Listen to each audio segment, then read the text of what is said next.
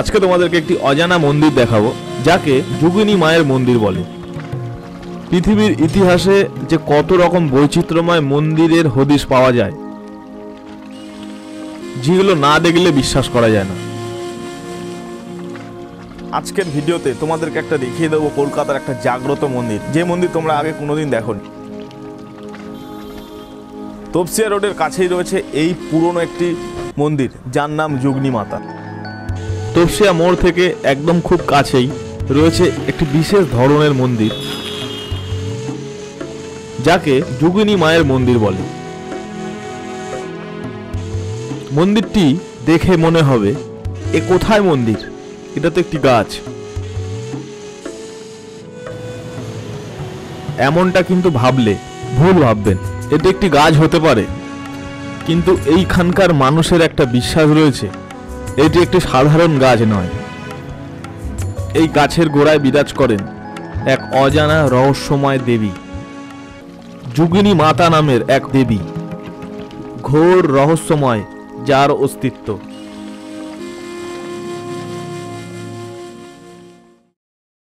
এটা হচ্ছে যোগিনী মায়ের থান, এবং থানের পেছনেই রয়েছে মাতার মূর্তি। এবং দেখো কত শাড়ি দিয়ে ওনাকে ঘিরে রাখা হয়েছে, মানে যে যেটা মানত করে সেটা পায়, সেই জন্য একের পর এক শাড়ি দিয়ে মানে ঘিরে রাখা হয়েছে গাছের গোড়াটাকে। মানা হয় এই গাছের গোড়ার নিচেই রয়েছে মাতা যোগিনী মাতা।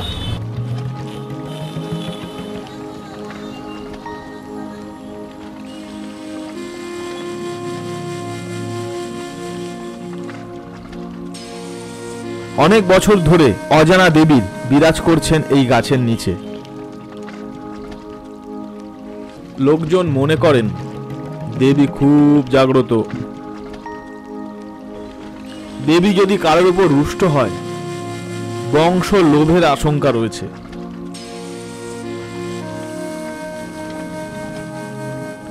আবার ভক্তি ভরে পুজো দিলে দেবী সমস্ত মনের বাঞ্ছনা পূর্ণ করেন।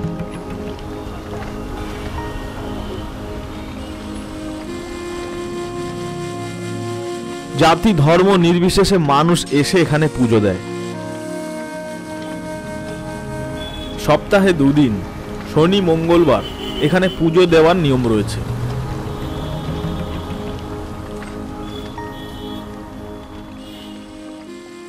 এই মন্দিরে দেবীর কোনো ফটো বা কোনো মূর্তি পূজিত হন না, একটি বট গাছের নিচেই দেবীর আবির্ভাব।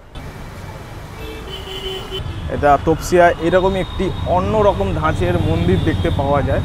তো খোলামেলা জায়গা, কি সুন্দর। আর এই জায়গাটায় সমস্ত পুজোটা হয় শনি মঙ্গলবার দিন এই ফ্লোরে পুজোটা হয়। আর ওভারঅল গাছের মানে গোড়ার মধ্যেই এই যোগিনী মা বিরাজ করছে।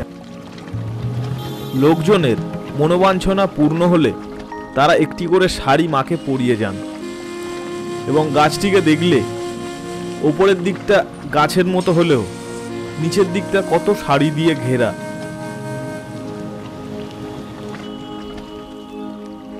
যেটি একটি অন্যরকম মন্দির করে তোলে এই যোগিনী মায়ের মন্দিরটিকে।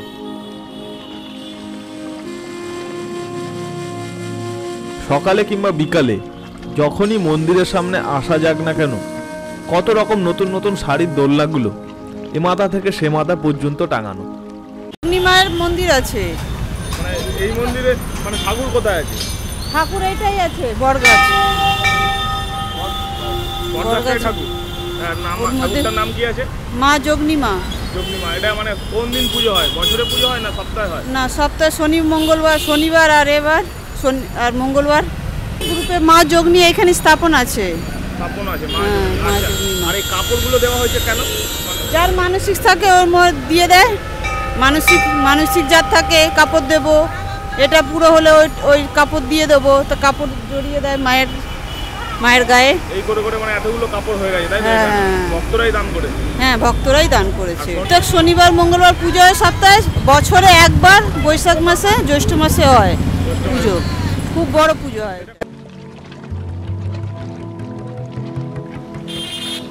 একসঙ্গে এখানে প্রায় 8 থেকে 15 খানা পর্যন্ত শাড়ি টাঙানো রয়েছে, আসলে দেখতে পাওয়া যায়। কখনো সেই সংখ্যাটা আরো বেড়ে যায়।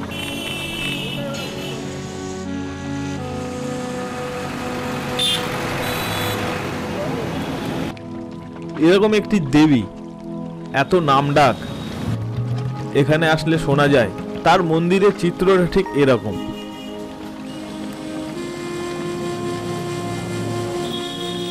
একটা গাছের গোড়ায় এই যুগনি মায়ের বাস। কত মানুষ এখানে পুজো দিতে আসে এবং বিশ্বাস করে এই জাগ্রত দেবীর অস্তিত্ব। ঠাকুর সবার মঙ্গল করেন।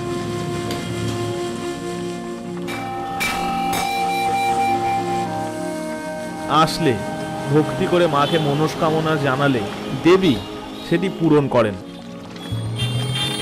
এবং তারপরে ভক্তরা তাকে একটা নতুন শাড়ি দিয়ে এরকম ভাবে পরিয়ে যান। এই রীতি বহুদিন ধরে চলে আসছে এই মন্দিরের ক্ষেত্রে।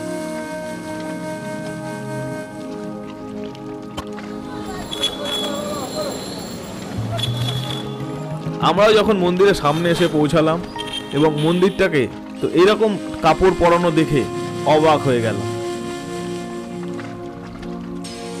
এও কি সম্ভব? একটা গাছের গোড়ায় নতুন শাড়ি দিয়ে ভগবানের অস্তিত্বর প্রমাণ পাওয়া যায়, যেটি এখানে এসে না দেখলে আপনারা বিশ্বাস করবেন না।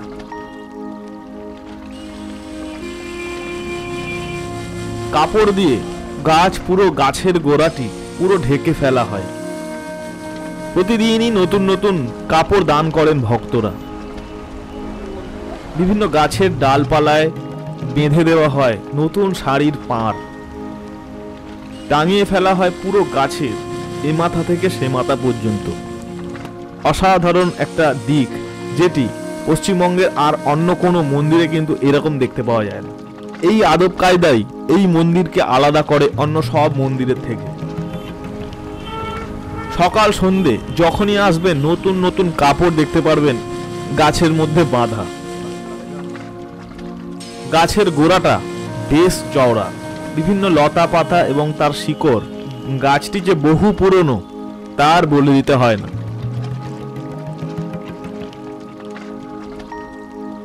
বিভিন্ন শাড়ি দান করা হয় বলে এই মন্দিরকে অনেকে শাড়ি মন্দির বলেন।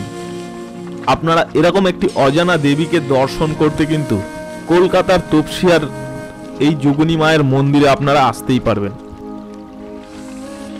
তো বন্ধুরা, আশা করছি ভিডিওটা ভালো লাগলো। এরকম আরও দেশ বিদেশের বিভিন্ন কালচারাল টপিকের উপরে ভিডিও দেখতে থাকো এই চ্যানেলে।